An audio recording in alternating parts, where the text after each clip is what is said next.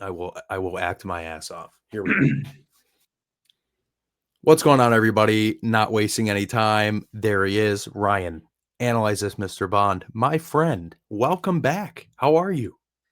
I am so delighted to be here, Luke. When you suggested that we sit down to tackle what is my least favorite Bond movie, Die Another Day, and find ways we can fix this misshapen Bond movie, Right. I thought that seemed like a really fun, creative challenge. And honestly, there is no place I'd rather be this evening than I appreciate with that. you talking about a Bond movie, even a Bond movie as dire as this one. Yeah. I like how you phrase that. Talking about a Bond movie, not necessarily this one. It just happens to be this one.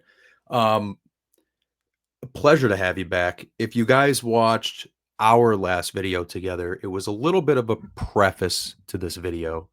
Um, I have asked Ryan to come up with 5 rewrites per se. And don't get it confused with our 5 maybe biggest gripes with the film because they kind of go hand in hand. But what we're going to do is we'll each discuss our 5. Neither of us knows what the other's 5 is. And I've actually taken the liberty to make a 10 image slideshow.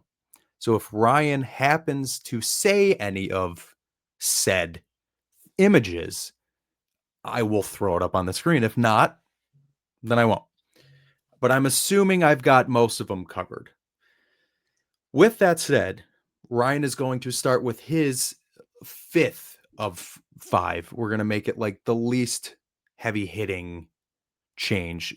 Ryan's least imperative rewrite. If you will humor me, Ryan, and the audience, what is your number 5 rewrite to Die Another Day? And as you said, this is definitely the most trivial of my suggestions. When I've done this exercise before, and Luke and I have had conversations about reworking Bond movies before. If you go to my channel, I've done a few on in particular, the Daniel Craig films, rewriting a few of those. This is the most trivial one. I usually try to focus on things that are big, but there is something in this movie that is so annoying to me personally that it wounds me on a spiritual level that I couldn't leave unaddressed. And that is Madonna's appearance in this movie as Verity. Uh, it's a moment in this movie that is almost like breaking the fourth wall. Sometimes this movie feels to me like it is the Batman and Robin of the James Bond series, and Okay. and this is one of those moments where it As in really, Clooney, Batman and Robin. yes, Okay. yeah, Schwarzenegger, Mr. Freeze, Uma Yeah. Thurman, Poison Ivy. Yep. Yep, Alicia Silverstone is back, girl. Like that movie is a very it just kind of like breaks down in a lot of ways, and so does Die Another Day. And this movie has spurts where it feels like it's building some momentum, but this moment comes halfway through the movie, and the movie just stops dead in its tracks to allow one of the world's biggest celebrities, and I'm a Madonna fan. I'm totally here for Madonna in general, just coming in and derailing the movie, upstaging Bond, saying some of the worst dialogue ever featured in a Bond movie in the most stilted way. It doesn't seem like she and Brosnan have any sort of semblance of chemistry or fun together on set. They're literally like, they might as well be like in like blue screened next to each other for all the chemistry they have together. Right. She is given a functional role of really introducing a critical character, giving a lot of key exposition, and instead of moving the movie forward, it just allows a celebrity to upstage Bond and the whole movie. And I don't think there's another moment in the series that is so firmly dedicated to like yanking you out of it. There's plenty of like silly gags and jokes in the Roger Moore movies that kind of are like wink, wink, nudge, nudge. But this is Right. just like, this is on a different level. And yes, there are bigger problems with this movie. If you just cut this scene from the movie has a lot of other problems. But I think this is the one that was like the most inexcusable, the most obvious to see that it didn't work, and it didn't work for obvious reasons. It should never have been like attempted in the first place. Right. Um and for that reason, I put that at number 5. Is this on your list at all? Did Verity make it onto your 5? So I reluctantly say no, but the reason I have the image is I actually thought you might say the song itself. So does the Oh, song play any is the song in your even in your top 10? Like, would you change no. take Madonna out and make a different song, or would you just change the song, or are we good with the song? I don't I don't hate this song the way I don't some either. It's not I on my list. it's I don't hate this song the way some people hate this song. First off, this song inspired the name of my channel, so I have to be grateful Right. for in that way. But I also think look, it's not the best song, but I Mhm. also don't mind it when I hear it. It's kind of it's of all the various problems with this movie, the song is like at the bottom of a very long list. Right. Yes, did I expect Madonna would come and do a Bond song that was a little bit more of a heater than what it was? Yes. I mean, it's not what any of us I think imagined when it was like announced that Madonna was going to be doing the Bond song, that this was the song she did. But Whoops. wow. Okay, Rolex Submariner in I'll just cut that out. I gotta delete some of these things. Um, well, no, I completely understand. There's people who hate that song, and I agree with you. It's not. Is it the best Madonna song? Absolutely not. Is it the best Bond theme song? Probably not even in the top 10. But No. it's not. Maybe it's not as bad to some people because the movie's just so bad. But I don't think. I mean, she did a song that I think she would write and put out. You know what I mean? Like, it doesn't sound like something she wouldn't do. Yeah, So, it'd be like Adele doing something differently than Skyfall, yeah, and rightly so for winning the Oscar. I mean, Adele made an Adele song, Madonna made a Madonna song, but it's just for a James Bond movie, maybe not the best yeah. choice. I mean, it's not in the upper echelons of Madonna's singles, right? Like it's sure not it's not Vogue, it's not Right. Express Yourself, it's not Material Girl. It's Mhm. none of those. It's not one of her great hits, but honestly, I can't complain too much. It shows up on my workout mix occasionally. I'll run to it. It's got a beat. Um I mean, it's got some epic instrumentals in there. Yeah, that like Symphony is very yeah. Dun, dun, dun, dun, dun. like I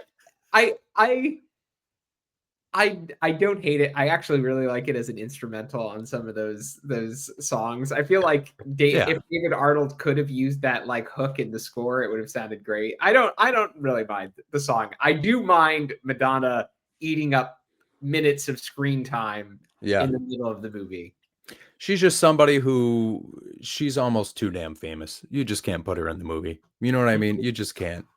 Yeah. Um, okay, so my number 5, um, and as I'm looking at my list, I'm gonna swap 2 here, but this is not one of them. So this is my number 5. Cue slideshow, the final battle. I Oh, think the final battle is so chaotic. I think it's so anticlimactic. Jinx and Miranda Frost, Bond and Graves, laser fighting, sword fighting, all these different weird things. I think I don't really like the fact that it takes place on an airplane. No. I think it's very underwhelming, and I think it should have been more of like a close combat type thing, at least between Bond and Graves. I think it should have been like a true fist to cuffs, like we're up in the air on an airplane. Why they have all this different weaponry and swords and lasers and all whatever. I think it should have just been a hand-to-hand combat. So if I'm rewriting this scene, I'm putting them on the ground. I would probably make the Jinx Miranda stuff completely different. Um, and there would be next to no weapons. The fencing scene I don't hate, and hopefully that's not on your list. No. So, yeah, I don't hate that scene. No. So, what makes that scene so good in the movie is it's extremely physical. It's like Yeah. two, I mean, just like angry, strong men fighting. And yes, saying Brosnan strong, he's not Daniel Craig, but you know what I mean. Yeah. Why don't build on that? Don't make it so gimmicky. So that's my number 5. Not to mention the faces. This is the perfect image. The faces that he's making in this scene multiple times. Having blood in his mouth does not serve him well at all. That's my number 5. Time to face gravity. Yeah. I no, I think this is well chosen, and hey, hold on to the thought about the Jinx and Frost thing, because I kind of circle back to that a little bit in Mm. my and from a different vantage point in my 5. But I would say, first off, I actually want to say, as like a bit of trivia for everybody out there, this sequence was changed after they started shooting. There was going to be a more traditional villain layer climax that they had like started building the set stuff for, and all this stuff with a ground based layer in North Korea where Bond was going to infiltrate with Jinx. And then Lee Tamahori was like, you know what? We should just scrap it all and just do it on a plane. And so like mid production, after they'd started shooting, they just came up with a new climax out of nowhere. And you really feel Yeah. that lack of planning around it. Generally, the set pieces in the movie have a little bit more panache than what they do here. It does feel very thrown together. The sets look hideous for this. Like the Yeah. airplane sets look so chintzy. The action is dreadful. I it wasn't big enough as one singular thing to make my list, but I hate that stupid Power Rangers armor thing that Yes. Upgrave is wearing at the end. If you wanted to give him some sort of like technological suit, like that was always going to be kind of goofy, but you could design it in ways that wasn't as goofy as this. Like when he has the stupid goggles on Oh, during yeah. the section of it, he looks like a dork. I mean, And it's incredibly 2002. oh, it is. Incredibly. You can see a little bit of the suit of armor. He kind of looks like Master Chief from Halo. It's it's so it's so and it has a giant button on the center of his chest to start his like electro Yeah, Iron like Man. yeah, it's just it I can go with a lot of like silly fantasy as long as it's like attractive to look at or interesting to look Mm, at. And this is just such an ugly section of this movie to look at. It doesn't look pretty. There's no glamour to this. The action is very unsatisfying.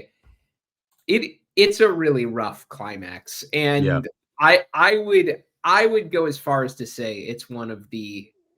I mean, is there a worse climax in the Bond run? I'm trying to legitimately think of it. I know somebody's going to comment in the comments. Well, at least Bond doesn't die. Okay, well, I'm still going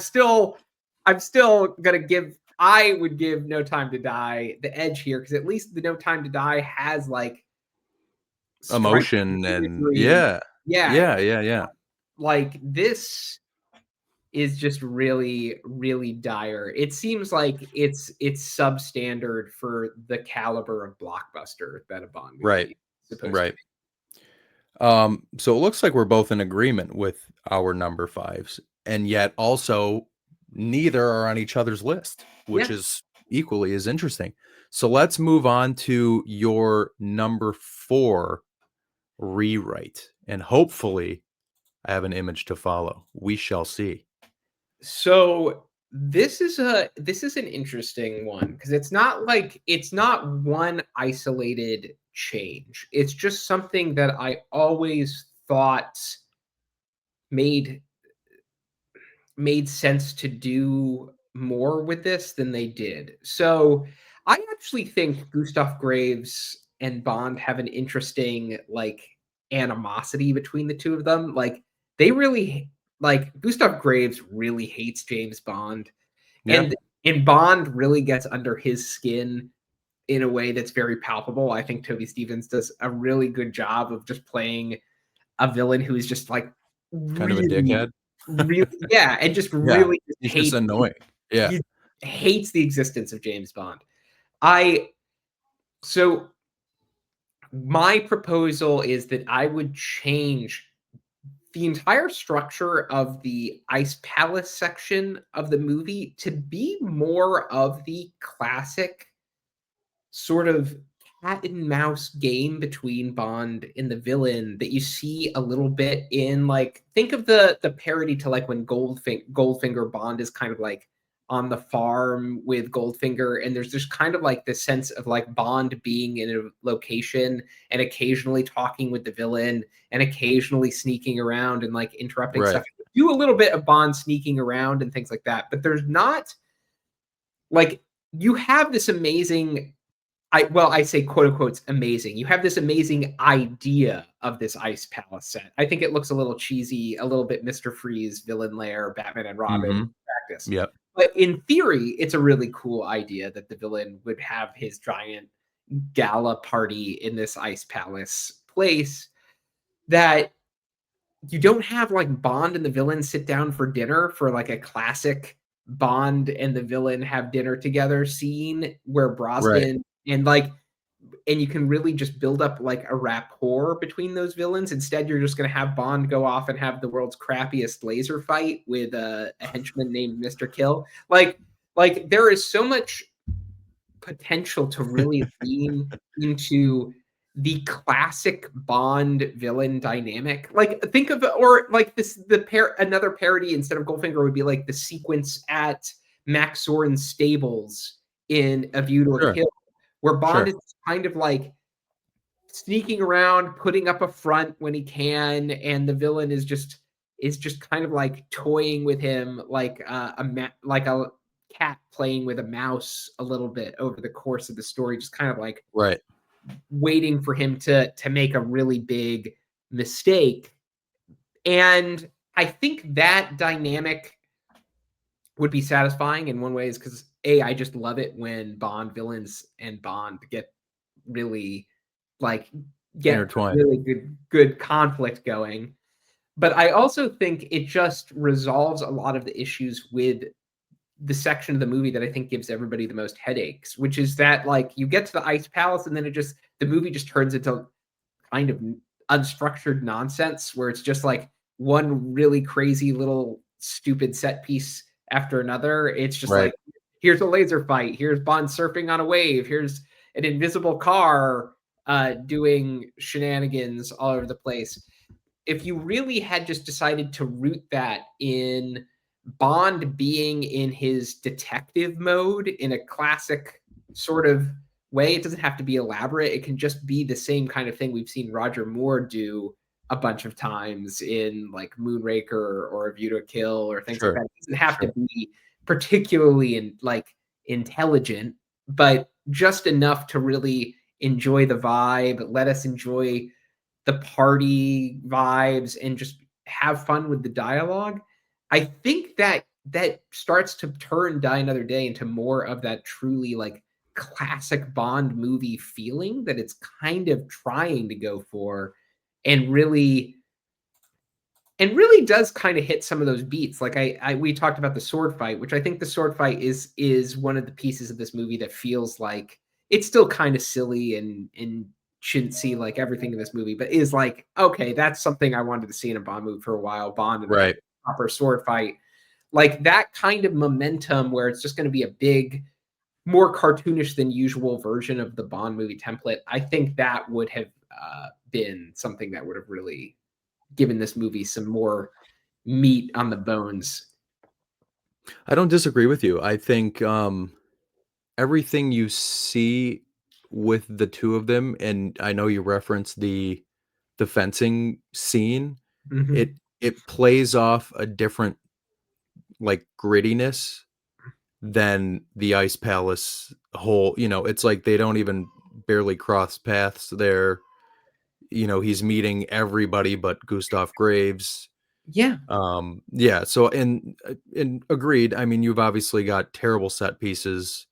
There's some really bad dialogue in there, amongst several of the cast. There's a Yeah, crazy dream machine at one point, like that nobody talks about again, but the fact that yep. that Jeff Graves is sitting in a LED light mask for hours a day. Uh, there's there's just so much insane stuff in this movie, but yeah, I think He said the magic word, light mask. my goodness, is this on Nuts. your list? No, Oh, it's actually not. It's I was actually gonna say not. this is a minor moment, but look at how terrible that looks. Look at Yeah, how terrible it's that looks. stupid. It's That's stupid. like, that looks like it came from a TV show. I I He's I like, "Hey, don't. build me an ice palace and make sure you put a room in there for my mask." It looks so bad. I I oh man, I just can't. I can't with this. It's so preposterous. And it's I know it's a bit of a cheat to say that it's just like this whole Yeah. section of the movie, and I'm not really talking about like the specific details. I'm just saying I think if you just focus it a lot more on Bond and Graves facing off in little subtle ways and taking digs at one another, Right. whole section of the movie becomes a lot more interesting, even if you keep some of the really crappy stuff in there, so to speak. Right. I Um, agree. Okay. mhm. My number 4 is Jinx, and her dialogue Oh, is terrible. When she says your mama, that's good enough for me. So we've got Halle Berry, who is a cultural icon. She's mhm. an A-lister. She's an Oscar winner. And she's saying that type of shit in a Bond movie amongst a lot of just bad dialogue. She's got really bad dialogue for She's got most of the the film. worst. She when people talk about how bad the dialogue is in this movie, and the dialogue in this movie is generally bad, she gets the worst of it. Oh, for sure. For sure. I mean, this is one of those things where you think to yourself, like, okay, I did Monsters Ball. She's done all kinds of different things in different genres, and she's established herself and she's respected. When you read this script, it's like you don't need to take this movie. Like you can Anthony Hopkins the shit out of this movie. Like you don't need this movie at all. Like, why didn't she say anything about the dialogue? There's no way she thought it was good. You know what I mean? I mean, it's like I I outside of like their first meeting, some of the dialogue is like a little sexy and playful. I mean, that scene is still really rough, though. Oh, That's I know, but that's what I'm saying. Only some of that dialogue is okay. It's like that's about it for the entire movie. I mean, even the very end in the bed, it's just kind of like it's really corny and cheesy. I I I just want to say, like, I agree with this. This is a big problem with this movie, and I also want to say that I hold Halle Berry a little blameless. I think she could have been great. I think I agree. you look at her performance in the John Wick movies where she shows up and she does like this great badass character in that I think shows she had what it takes. I just think she was directed to ham it up to Probably. Like 12, like Uma Thurman in Batman and Robin. She's just like there to like just go full outrageous Full camp camp. with it. I mean, I And wrote down jokey puns. It's right, just jokey pun, and then of course I put your mama joke. is it's that moment in particular is so bad because the scene is trying to like play it as like weirdly ominous, and it's not, because you get the like stupid like matrix slow-mo shot as like Zhao is walking around and his coat flails in like slow motion, Right. and then she drops that line as though I don't And she's very mad at you. cut, Or whatever cut she's I can't even remember what she says. it's so, man, she's given a rough she's dealt a rough hand, I think, in this part. But I want to say that I think I don't blame Halle Berry for it. If anything, it feels like she was just so completely game for what they were giving her that she like committed to it Yeah. 110%. I just it just feels like they really didn't know how to write a character that could be Like a female counterpart. right. Like it's like they're kind of doing the like the Wei Lin thing again, but like But they did Wei Lin better. Wei Lin's a lot Substantially better. better than this, Yeah. right? Yeah. Right. It's like they did it and they just were like, well, what if we just took the version of a Bond girl and like pushed it so far into parody that she is like, I don't know. It's pretty rough. It's pretty rough in places. My thing is, I think when she got the script, I truly believe, like wholeheartedly, Mhm. because we talked about this in the last video. I know she loves Pierce Brosnan. I'm sure she was a fan of his work in the films.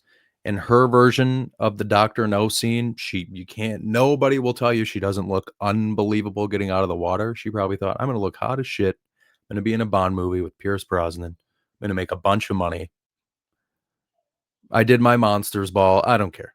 You know what I mean? Or you never know. Maybe it was even a like one for me, one for you type of thing.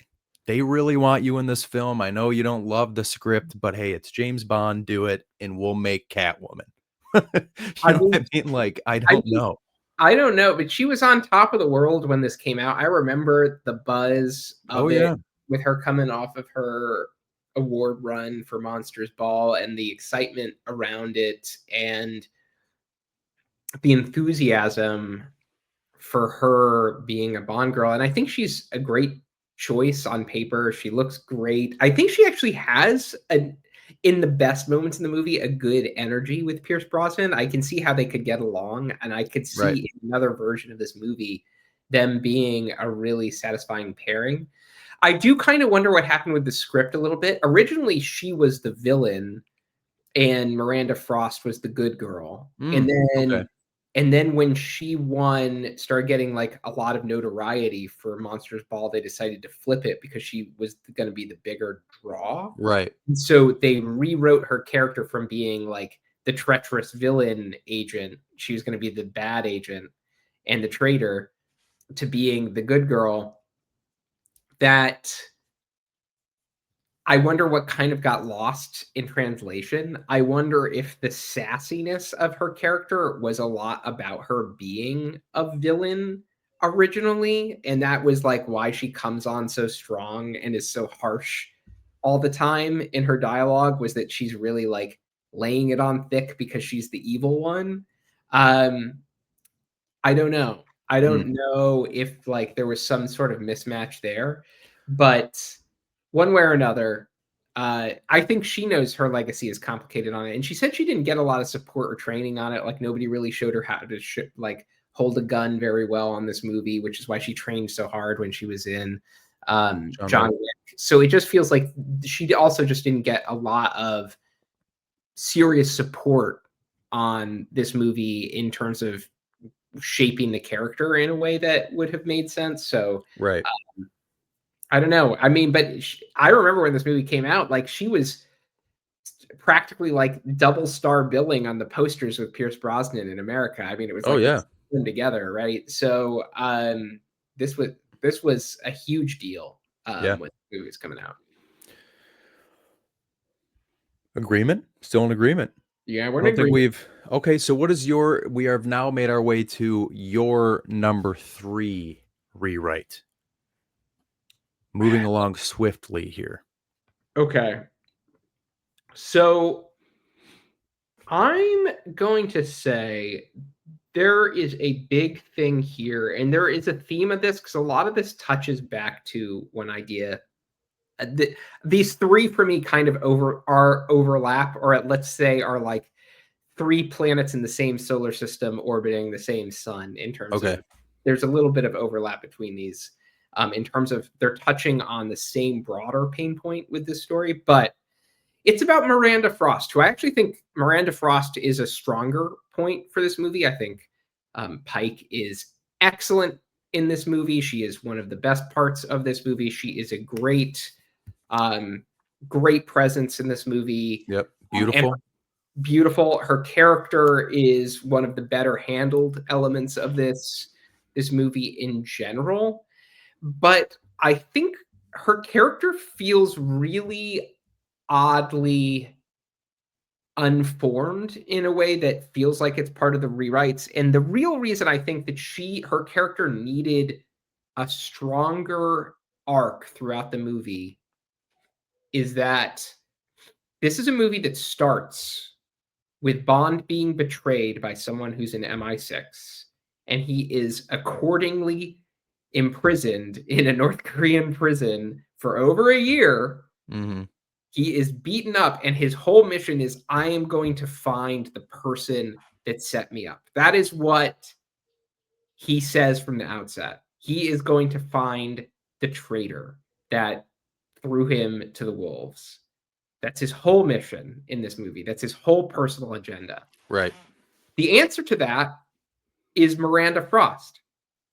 But the movie doesn't really care about that between Bond and Miranda Frost. That Good point. Miranda Frost is really the big payoff for Bond's whole narrative search in this story. And their relationship feels kind of like a weird afterthought. Like the climax makes it all about Jinx versus Frost. Like the dynamic is all about Jinx versus Frost. But Jinx has no real reason to be against Frost beyond the fact that the writer and director arbitrarily are setting up this kind of like woman versus woman like energy for the Right. climax. Really, the payoff and the way this relationship needed to be shaped to kind of give Bond's arc some resonance is that. And I think also you don't feel that her character really has any reason to be as committed to Gustav Graves as it is. I do not think the backstory that he just helped her get an Olympic gold medal is enough to be like, yeah, I'm ready to like help a North Korean general just like slaughter a bunch of people. Like it's such a weird leap that it's it's it's to her credit that she kind of sells it just on the virtue of her performance, but like on Right. paper, this character makes no sense. So Like, what's completely interesting in what you've said is she does an incredible job with what she's given. You know what I sure, mean? Like, it just goes to show you how talented she really is and how almost newcomer she was at the time. yeah, So it's like you really believe she's with MI6, you really believe in her innocence, and then you really hate her when you realize it's a front. But you're totally right.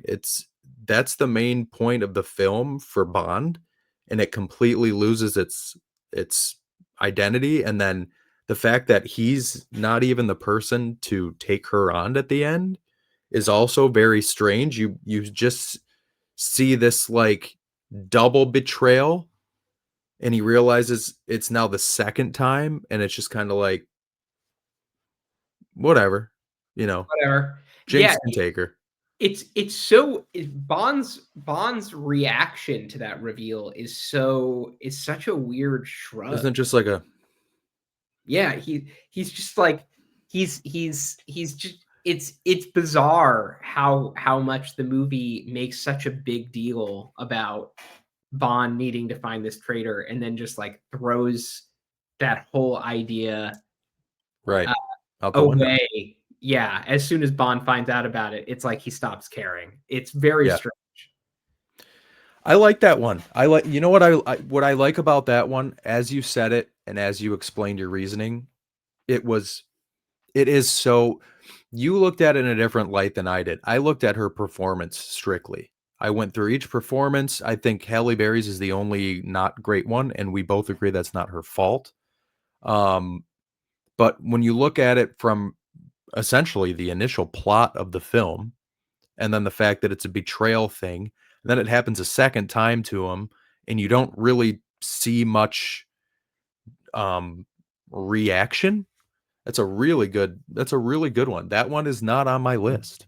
Oh, well, But I needed to get a picture of Miranda Frost. I was like, let's at least get the main characters here. we were going to mention Okay. her at some point. She's such a big part of the movie. Yeah. Yeah. Okay, so that was your third. My third, and let's see what I can do here as far as imagery. So my third is actually to rethink the villain's backstory and plan as a whole. Okay. Are we Okay. finally linked up here? We might be linked up here. Yeah. Okay, so then we'll tackle this one together. So I will we'll put this image up. This is your number 3. This is my number 3. Yeah. Brave So is my number 2. Yeah. yeah. So basically, okay, perfect. So is it your number 2? Mhm. Oh, so it would snake around perfectly. So the gene therapy thing is ridiculous. And I'm actually looking at my notes here. So the fact that they're two different people, I think or they're one person, I think they should have been two different people. Hmm. Let's make them co-conspirators. Let Gustav Graves just be this diamond crazed maniac billionaire. Let him be the commander. They're, in cahoots somehow, whatever it may be. The fact that they're the same person is very outlandish. And that, of course, is a big, the gene therapy thing is a big point of criticism for a lot of people. Yeah. And then for me, for how to fix it would be separating the two, like I said, and then the whole Icarus plan, revert to old Bond. Use the giant laser to attack some key part of society, not cut a pathway through the DMZ. Like, let's use this to do something truly detrimental. You know what I mean? It's a space laser. And they're like, well, we're going to, make like a 60-acre line. Like, what's the point of that? So it's let's separate the two, Mm. maybe bring Colonel Moon into a slightly bigger role. Still, I Yeah. would still say Graves is the main bad guy. We can kind of elevate Moon a tiny bit, but then the overall plan with Icarus, I think the expected outcome is just a little like, okay, so you're really just gonna like do this thing over in a main part of the main part of the world that is already just kind of off limits and isolated in its own thing. You're not gonna do something in New York or London or you know what I mean, like a power grid or anything. You know, it's so it's just He's kind of like he's not even taking okay, out Seoul. Like right, like Seoul, South Korea is like right there. right. He's not even Yeah, and tackling. not to Yeah. promote terrorism, but it's like I would kind of be like, well, what does this have to do with us?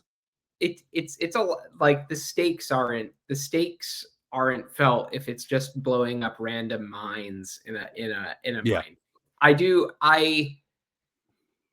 I understand where you're coming from with that in terms of like the threat. And I also understand where you're coming from with wanting to split them. So this is my number 2 and yeah, we're I thought snaking about into your number 2 now. right. And so I started from the premise that you did that this character doesn't really work. Right? There are a lot of things about this character doesn't work. First and foremost, the gene therapy stuff is so preposterous. Yep. that it's not just preposterous, but it also just doesn't, it raises a lot of questions that the story doesn't really, like, lean into. Like, if he only had 14 months to do this, and suddenly he's emerged as a whole new personality on the international stage as like the new savior of Britain, and he only has like 14 months to have done this and built this Made this whole impact, yeah, satellite. like he's a royal.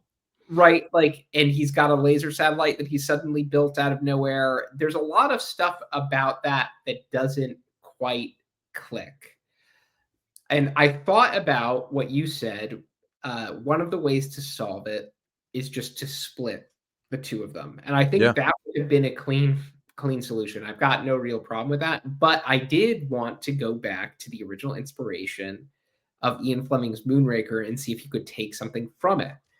And so, what if my thought was, what if you kept the idea that he does adopt a new identity, but it's more like a plastic surgery thing. So he's horribly disfigured after what Bond does to him.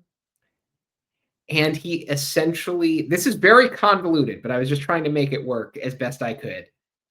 Uh, and he has plastic surgery reconstruction on his face, and he essentially like orchestrates the death of a real billionaire. He pulls like Diamonds Are Forever on a Willard White type, and Sure, then okay, like yeah, and has that guy essentially taken out in like an accident, but he actually subs himself in as the replacement, and he's like been right. disfigured in the whole thing. Like, the movie Dave. Right, exact. Like so, Yeah, and so he comes in and just kind of like takes over a guy's existing organization and is doing it strategically as a kind of uh play there. I thought that was at least, I think that's still a lot of weird crazy leaps for the story, but it's is at least it's a little more bit more logical. plausible, though. Yeah, Yeah, did you just say plausible, or we just both say I said plausible? logical, but Oh, okay. Yeah, I plausible. mean, to me, but that's the thing, I've seen that done in TV shows and other movies, and it's not, like, so strange. You know what I mean? It makes, I mean, it's like somebody told me I look like Justin Bieber the other day. You know what I mean? There's people that will believe anything. So if you look enough like somebody and then can afford the surgery to really do that's not as far-fetched as tooling around in this mask all day, Right. wherever I got that at. And it doesn't even have to be like he created the guy's face exactly. If the story is that that guy he's replacing got into a really bad like car accident, Right. everybody would be expecting his face to be pretty Well, I mean, jacked. and people have been saying it with Donald Trump for a while that, "Oh, he did he die," or Joe Biden, "Did he die? Is this his stand-in?" Whatever. I mean, it's not anywhere near as far-fetched as what we actually got. And like we both said, with this image here, this whole thing, you touched on it in the last video and you touched on it in this one. This whole thing, the dream machine, all this different stuff, it plays such a minimal part of the film, and yet it's also a huge part of the film. And it's so outlandish, and like you said, 14 months, he's completely transformed who he is. He's this British icon. He's basically Richard Branson. You know what I mean? It's like this whole thing is so much more, I mean, you could have even done that a royal had been in some sort of accident and they took the place of a royal and then all of a sudden started making all these huge changes and decisions that were detrimental to the world. But this is just like, what the hell is going on? This and think about like if we kept the road where I was going down, I was thinking like you could, instead of doing stupid stuff like the dream machine, he could be crushing painkillers all the time. Like this guy could just be like existing in a haze of like Mhm. painkillers all the time because the surgery was so painful and he's got so much nerve damage. And that's just like accentuating and feeding his rage. He's become essentially like a drug addict to kind of like manage the pain, and that's why Yeah. he's more unhinged. Like that's a very Bond villainy like thing to go down. And um, I just I don't know. There were both ways would do it if you split them out and just have like the chief villain and henchman like duo, kind of like a Kamal Khan and Orlov working together in Octopussy or something like that. Or if you kept them the same character and just wanted to lean more into like the Ian Fleming's version of like Hugo Drax as a Right. hard guy who's really bitter about what happened to him and is like really looking for revenge in the way that he is and wants to use like Britain's latest greatest technology to kind of turn it on them. Like either way works, but the character as it stands just feels really incoherent and doesn't. I don't know. It just has like a twist for the sake of having a twist. There's not like a lot of again, it's not a surprise. The movie tells us. The movie tells us that it's Colonel Moon Right. before I've Bond been ever. this close to him. Yeah. This close to him. And I then mean, but what's funny too, and and I don't know if it's just because we're doing this video, but every time you say the character, I want to be like, well, which one? You know what I they mean? they Like you feel naturally want to be like who, Moon or Graves? they But feel they're the pretty different. They yeah, feel pretty different. They talk very differently. I know he's supposed to have practiced how he talks in 14 months. He's right. supposed to have completely This close. reinvented himself. Um, I biggest glow up in history. I mean, this guy must have had like a 6 month ramp up from being absolutely nobody to Right. being like the Elon Musk of 2002. I don't know quite how that works, but it is definitely my number two. What's your number two, my friend? So before I get into it, I want to now. After this, I want to go up to my wife and be like, "I've been this close to him." No idea. So my number two, I'm going to show the image first.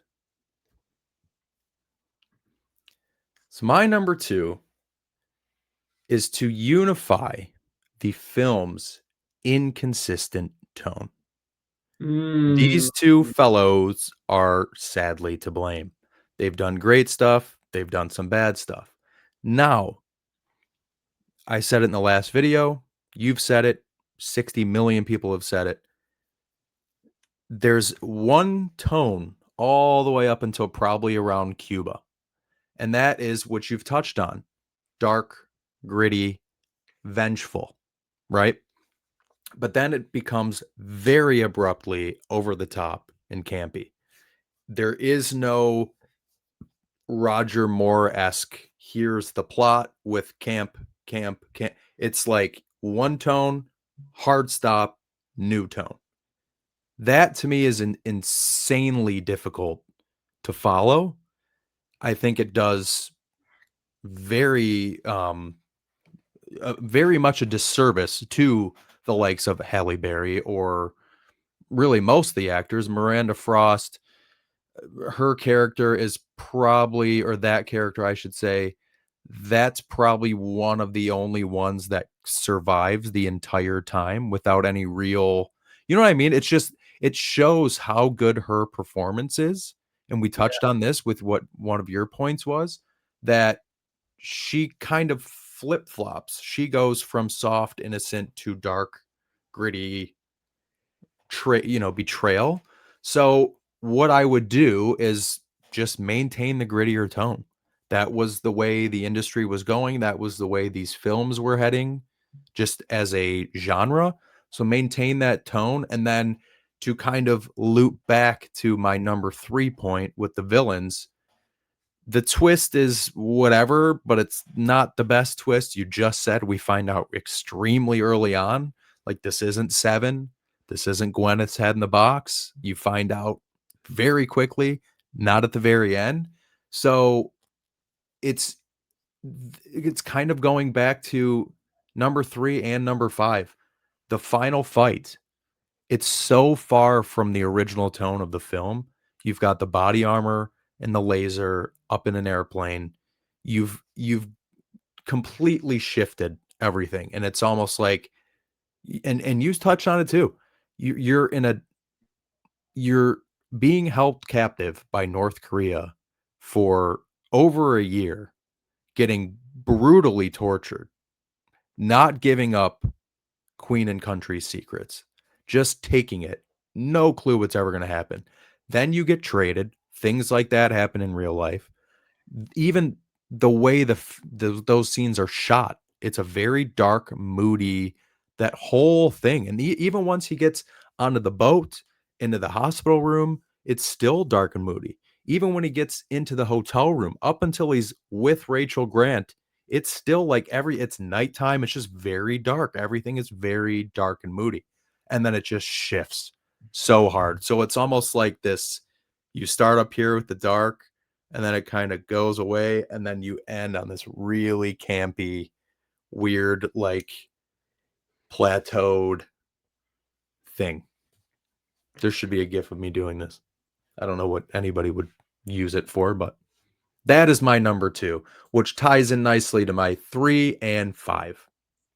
Well, that's a nice segue into my number 1, but I want to sit here with your comment here about the tone. And one of my holy grail Bond items, if I could ever read it, is the original draft of Die Another Day that they wrote before Lee Tamahori started asking for changes, because I know there were things that were very much the same. Like there were still like surfing in the opening, and like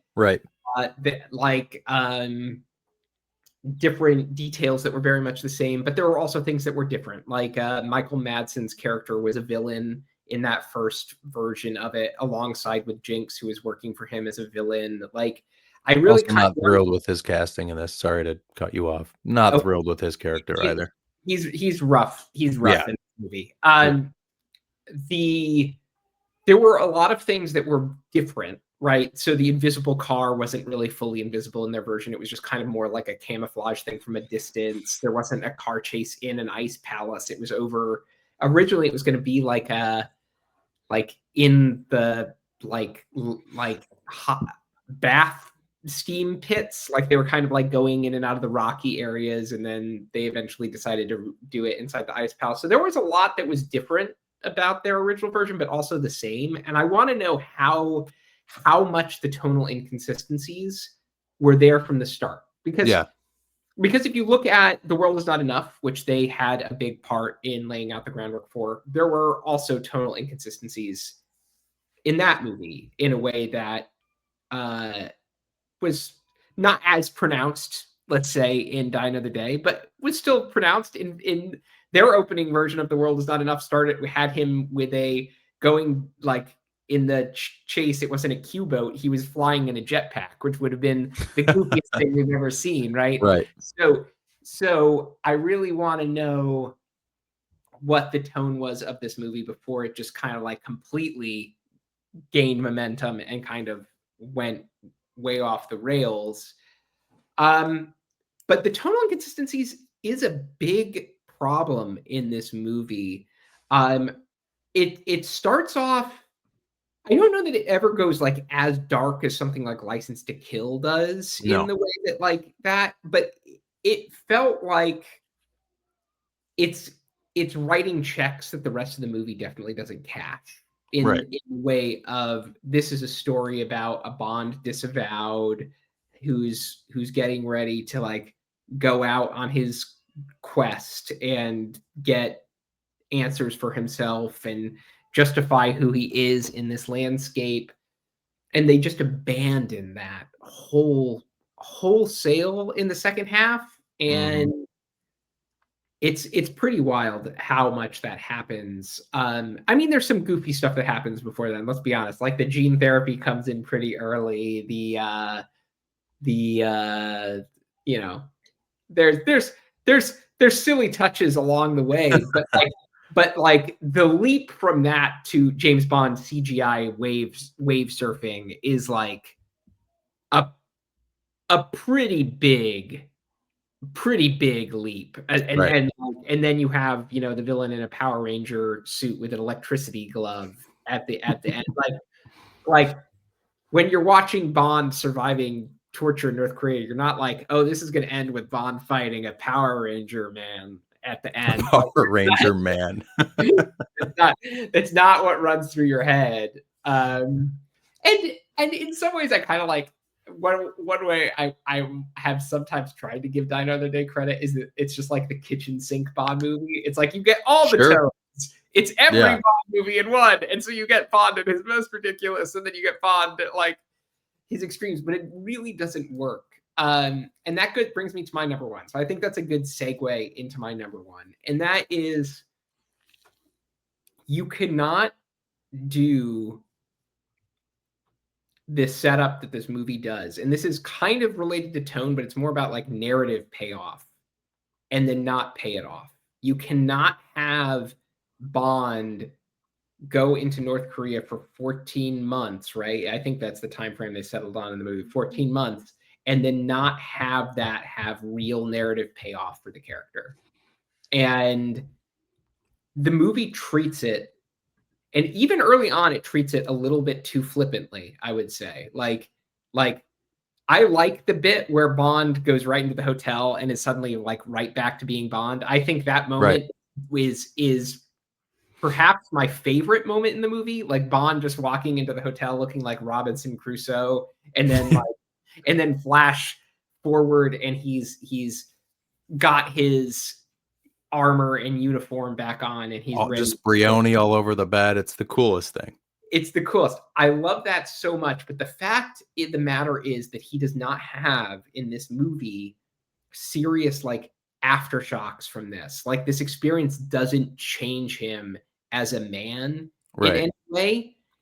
Is so like, why even do it then? Like, why not just have him be in North Korea? Oh, he was in North Korea for a month and then we got him out. Like why is he in there for 14 months? Like, you don't have to do a lot. You could do just half-hearted stuff. Like Bond has trouble sleeping, and like when he's with Jinx, she wakes up in the middle of the night and he's like not there. He's just like not able to sleep, and he's like slept on the floor because he's been so used to sleeping on like a right for 14 months or something like that builds to a serious payoff. Like when I say my things are related, it's a lot about the movie writing these checks and then not cashing them. Yeah. And I don't think like at least Skyfall, I don't think Skyfall pays off everything fantastically well, but at least when it knocks Bond off a bridge at the start of the movie and is like Bond is going to be like have to really put some muscle back into like getting back to where he was. Skyfall actually puts some effort around trying to signpost that this Bond is having to work to get past what he's experienced, right? He's still processing it. This movie just jumps ahead as though like Bond is over it and he's just back to being Bond, and that experience mattered nothing. And it's such a boring way to treat it. Like that's a potentially interesting angle. Like that gives him a very unique vendetta against this villain. This is the time Bond has really been like brought low, brought to the brink of like psychological stress. Like I really feel that like they missed a trick in making sure that concept stuck, because it is a big leap for the character, but like all the ambition of that idea is just like not there. Like if the movie just abandoned the North Korean sequence and Bond returning to work, and it was just like Bond just betrayed on a standard mission, and M was like, I don't want you chasing this guy. And it was just like Bond doing what he often does in the Craig era and just like went rogue for the rest of the movie. The movie would be exactly the same. Like there is no reason he has to be in a North Korean prison for 14 months at the start of this movie. Well, and it's interesting too, because I'll go back to the point you made about like if he were to have slept on the ground, like almost like a PTSD type thing. Yeah. Little touches like that would have actually completely changed the movie. Because if you think by the time him and Jinx are an item, if you want to put it nicely, enough time has passed where if he was doing something like sleeping on the ground, the tone, this really dark, like disturbing tone would be that tone. So it would be much harder to ramp up into this campy extravaganza if they were still following that kind of this really damaged him type of thing. And it's once again another way that I've never really looked at it too is by the time he's in the hotel room and he's dressed head to toe in Brioni, there's really never another moment where you think he went through anything at all. No, and don't get me wrong, I like how much, like, he still has his Bondian swagger. Like, I love my one of my favorite moments in this movie. I really hate this movie, but, like, I think one of the great moments in this movie is, like, when Bond is in the prison in North Korea and he's been pulled out of his cell and he's like, "Tell it to the concierge." Like Yeah, yeah, like yeah. like, he's just still Bond even in that moment. Like, they haven't crushed his spirit. He's still, Right, like, barely holding on. I like that, and I wouldn't want it to be this, like, pity party movie, but right, I think this feeling that Bond still has to overcome part of this experience, and that actually killing the people behind this conspiracy is part of Bond, like, moving past it, that is entirely lost. When he throws Gustav Graves out of an airplane at the end of that movie and he gets sucked into a turbine, the last thing you're thinking about, oh, this is related to Bond being suffering in the prison cell at the start of the movie. yeah, So it that to me is the thing that is perhaps the most frustrating about it. Is like if you were going to write a check that is that big, you at least have to do like the Skyfall version of like at least paying it off somewhat. Like you can right. still do the Bond fantasy stuff along the way, but like and you can do it more colorful and more fun than a Craig movie. It's a Brosnan movie. I like the Brosnan humor. I like the touches. I like his glamour. Of Brosnan course. is great in this movie. Let's just be honest. Like he's always game, but it is something that frustrates me to no end. That like the whole setup for this movie feels so pointless. Yeah, I agree. Another very well constructed rewrite. So we have made it through year 5, I'm and all I am done. shocked to say that this one is not on there. Oh, what? Unless it's kind of just intertwined in all of what you've said. But mine, of course, is the atrocious CGI that just ruins so many aspects of this film. So it's an infamous flaw when it comes to Die Another Day. I mean, you even have Brosnan in an interview laughing his ass off about kite surfing in a tsunami. It's not even the kite surfing that's so bad. It's the CGI. Yes, it's outlandish, but the CGI is so bad. So for starters, my edits are simple. Get rid of the scene completely. Get rid of the kite surfing scene. And then you touched on it. And what makes me even more heartbroken now is when you touched on it, I didn't know this. Limit the invisible car. That is very ridiculous. And what you said was their original intent would have been much better. So I think if you eliminate this scene and limit the invisible car, that's maybe like a say 1 to 100%, 100% being the best movie out there. Say this is like a 30. I think if you get rid of this scene, it gets you up to a 45 or a 50. You know what I mean? It's like, and it's a small change and a very cheap change to just not have paid for this at all. But this will always be, at least for myself, the number one gripe I will have with this film. Flat out. I think there will be many people watching this video who wholeheartedly agree with you. The only reason I didn't touch on this is because I felt like if you did some of the things I was talking about, this scene wouldn't be in the movie, right? Like if you cared, Right. if you cared about the things that you should have been caring about when telling the story, there's no way that this becomes the thing that you do. Yeah. But I do agree that if you just tweak this particular section of the movie, like the movie becomes substantially better. And I think this touches on what is actually my biggest emotional problem with this movie. People will be like, why do you hate Die Another Day more than any other Bond movie? And because people have fun with this movie. People will be like, it's a fun, stupid movie. I enjoy it. Like I would watch it on a Saturday afternoon. Like why would I watch Fast and the Furious 6 and like in 7 and have fun with that and complain about this? Right. And the thing is, for me, a Bond movie, the one bar a Bond movie has to clear that not all movies have to clear. I don't expect this of other movies, but I expect this of Bond. Bond has to create a world that I would want to actually live in, right? It has to create a world, a landscape that I wish the real world was more like.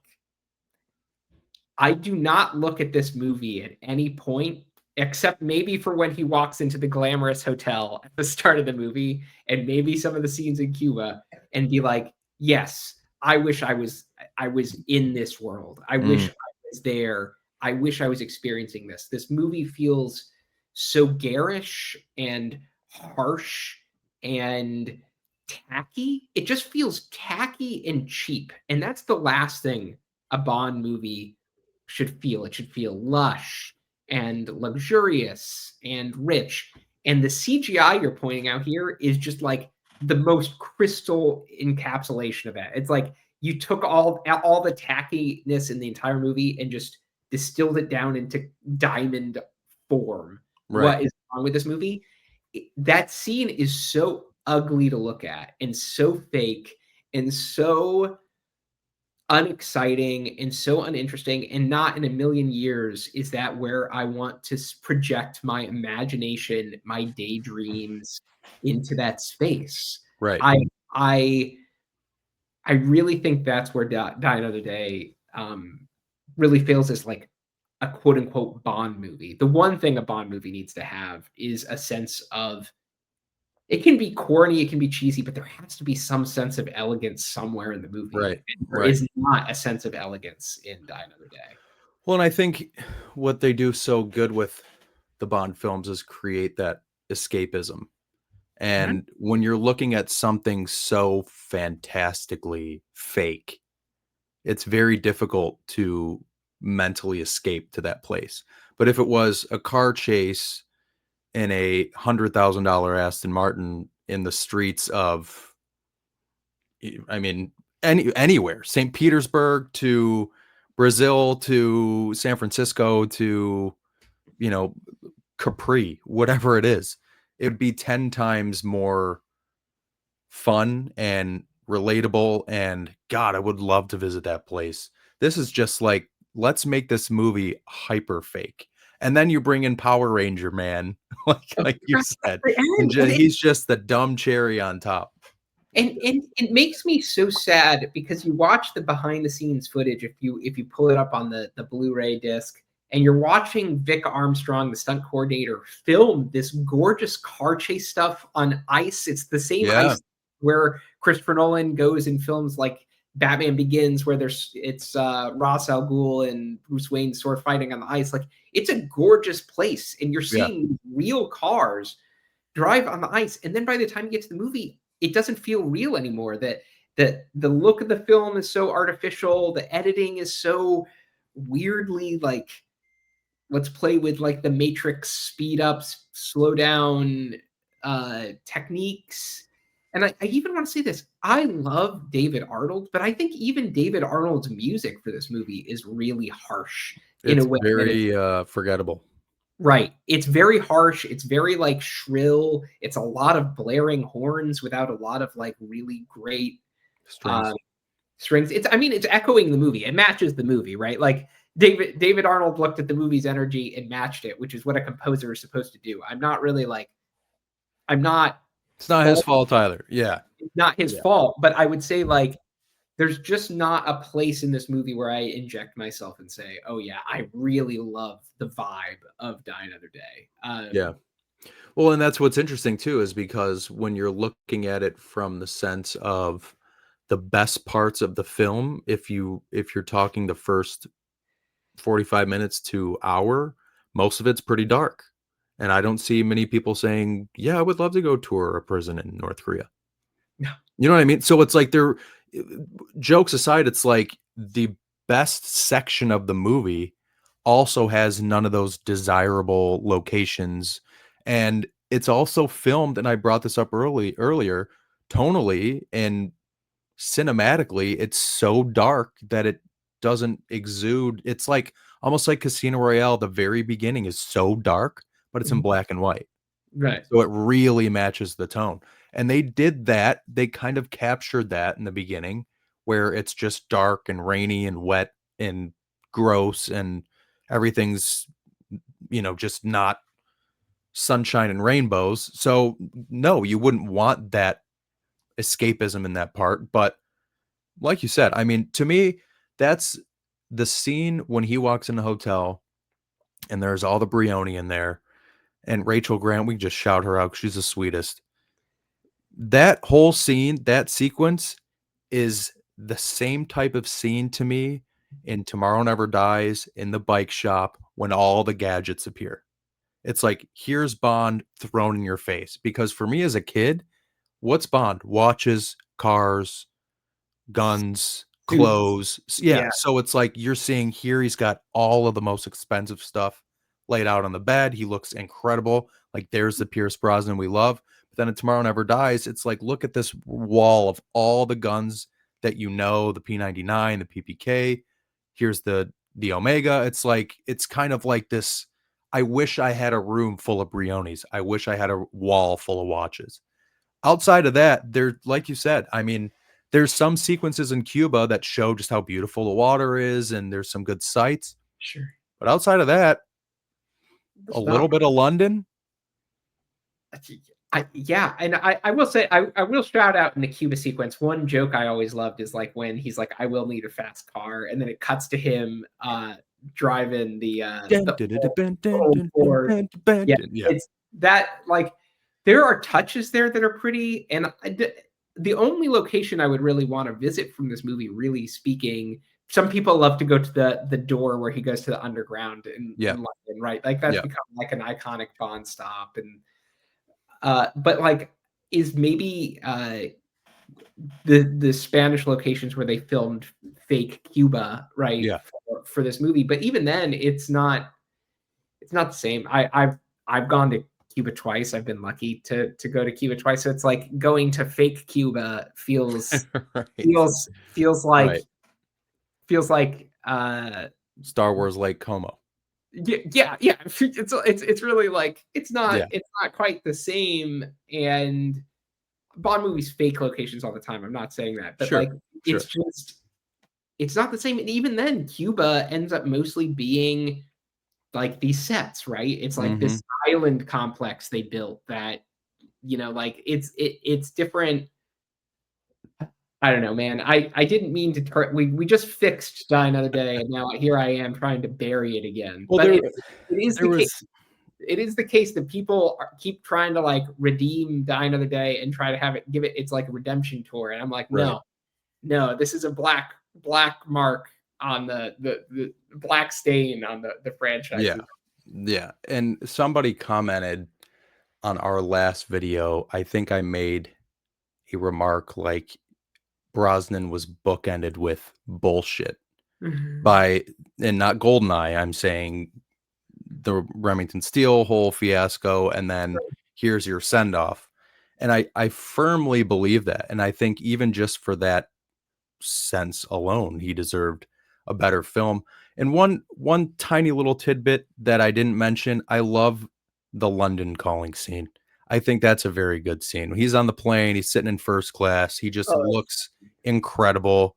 He Oh, I does love some of that those tie in. Brosnan. Oh yeah, those. Oh my god, and the Brosnan mannerisms with the, with when he sips the thing and then he's like, good thing I asked for it shaken or whatever, and Yeah. then London Calling. That's so good, and it actually transitions into the score really well with the I skydiving thing, but and don't get me wrong, I haven't been to London yet. So for me, it's like, yeah, I love the London sequences, but yeah, I mean, there's something to be said about going to a Golden Eye or going to the one and only Ocean Club, now the Four Seasons Ocean Club.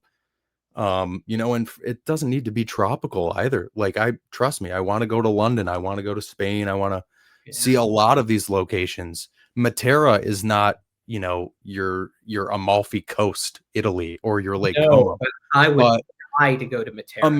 Like, million percent. But that's another very good point. They didn't put much in this movie that you want to escape to.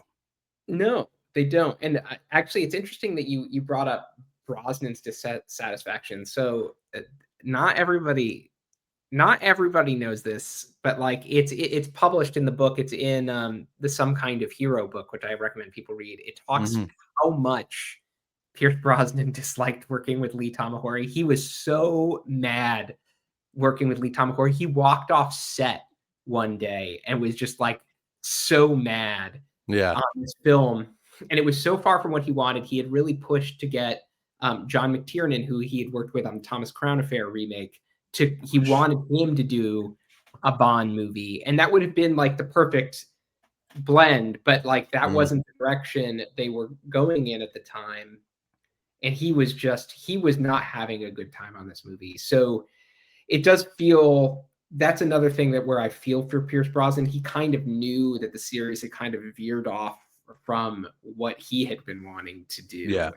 He didn't get to he didn't get the Craig moment where he got to go off on his own terms. Like Craig had a lumpy fourth movie that wasn't what he wanted it to be, and a lot of people weren't happy with Spectre. I like Spectre more than I like Die Another Day, but Sure. Spectre is a pretty uneven movie, and Craig came back, and some people wish he hadn't, but he at least got to go out on his own terms. And you can't say that for Brosnan. Brosnan didn't get a fifth movie where he got to say like, okay, here's my stamp on the character. This is my Bond Right. movie. And that Craig really got to come in and say, well, I got to do what I wanted to do with Bond. Brosnan didn't get that opportunity. And I do feel for him that way because I love Brosnan as Me Bond. too. Me too. You know what's interesting is I always thought Thomas Crown Affair had a really Tomorrow Never Dies feel. Just the way it was shot, the way he looks in it, the suiting, I mean, everything about it. Die Another Day is just such a departure from even just the middle two films.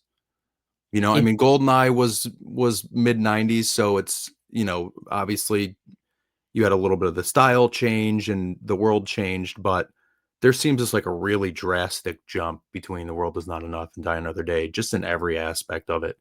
Just seems like a really corny blockbuster where the first three seemed a little bit more like Jason Bourne-ish, like a little more grounded in Bourne Identity, Supremacy, and the Ultimatum. They got bigger and bigger and bigger, but just a little more story driven. Where Die Another Day was just like, let's just kitchen sink is the best way to say it. It's just a bunch of things going on. yeah, say what you will about the first three Brosnan movies, but they all feel like they're in the same universe, right? Yeah. Oh yeah. Yeah. Like Exactly. Exactly. Golden Tomorrow Never Dies and The World Is Not Enough all feel like they are in the same tangible universe. Things generally feel real. They have big outlandish moments, but like everything feels tactile. And Die Another Day comes at this weird moment in cinema where cinema had started to get really goofy and outlandish, but it was also like that was also at the end of it because like just a few years later you have Batman Begins coming out. Right. You have the Bourne movies. You have Jack Bauer in 24 on TV coming up. Like this real shift. Like that was the other thing I remember feeling at the time was just like I was young. You were a little younger than me when Die Another Day came out, but I remember seeing Die Another Day in theaters and being like, doesn't feel like the other Brosnan movies, and this just kind of like feels out of step with what is going on at the Right. time. Um and I've never really changed my mind on that. I know like people had fun with it. I saw it in theaters multiple times Mm. as a teenager. I mean, I was having a good time with it, but I was like, this just feels like this just makes Bond feel like he's really like out of touch with what's going on in culture. And thankfully, the producers were wise enough to figure out that they needed to course correct. But um, enough about that piece of it. I think we've collectively done a good job of highlighting some of the larger structural problems with Die Another Day. Agreed. Agreed. I think we can agree on, let's say, splitting the villain, Sure. tonal shift, Mhm. CGI removal.